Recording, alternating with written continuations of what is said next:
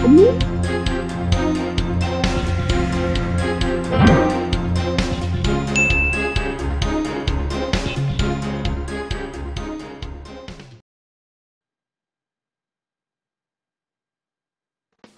araw po sa inyong lahat. Assalamualaikum. Welcome back po sa ating channel.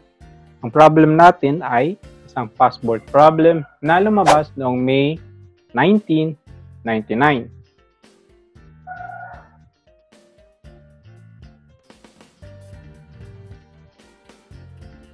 The tag price of a certain commodity is for 100 days. If paid in 31 days, there is a 3% discount. What is the simple interest rate? Okay. Now, let's assume na itong line na ito ay number of days. Nandito yung 0.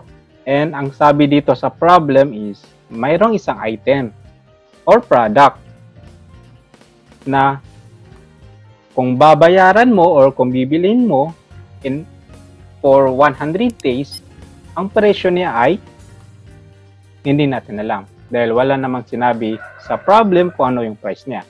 And dahil walang binanggit na price, tatawagin na lang natin ito as X. Okay? So, may isang item or product na kapag binayaran mo in 100 days, ang presyo niya ay X. Pero pag binayaran mo ito in 31 days, magkakaroon ka ng 3% discount.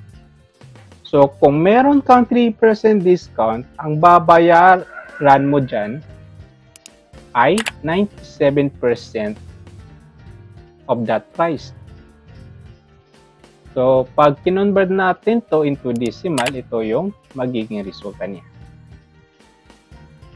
Okay, so, kung bibilangin natin yung number of interest period, pwede natin bilangin dito yung difference nitong dalawa.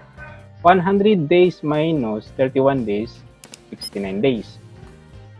And ito na yung magiging number of interest period natin, itong 69 days. Okay. Now, ang magiging present worth natin dito ay itong 0.97x. And future worth naman ay ito. Now, with this data, ma-solve natin dito ang simple interest. Okay? Proceed na tayo sa ating solution. Ang hinahanap dito ay rate of interest. Okay? And ang formula na gagamitin natin dito ay yung formula ng future worth. So, ang kanyang formula.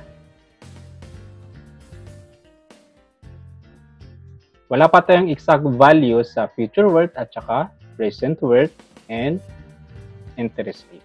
So, dito sa number of interest period, ang ginamit natin dito ay yung banker's year na 360 days. Combine natin ang dalawang equation na ito and ito na yung magiging resulta. Okay.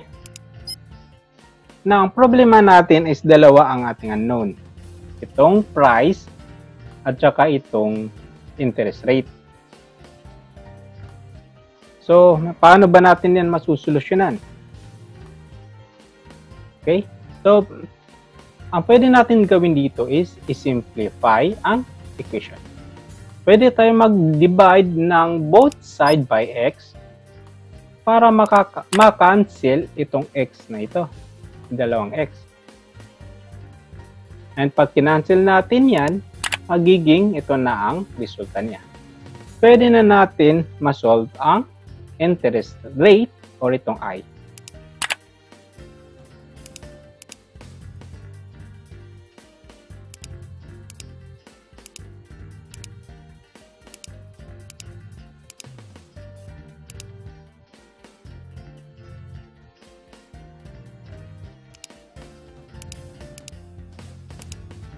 Okay, convert na natin ito percent, kaya multiply natin siya into 100.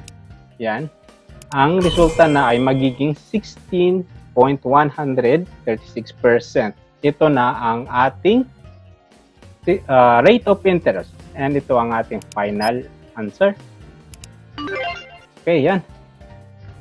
Problem solved mga tol, and see you again po sa ating next problem. Inshallah. Assalamualaikum.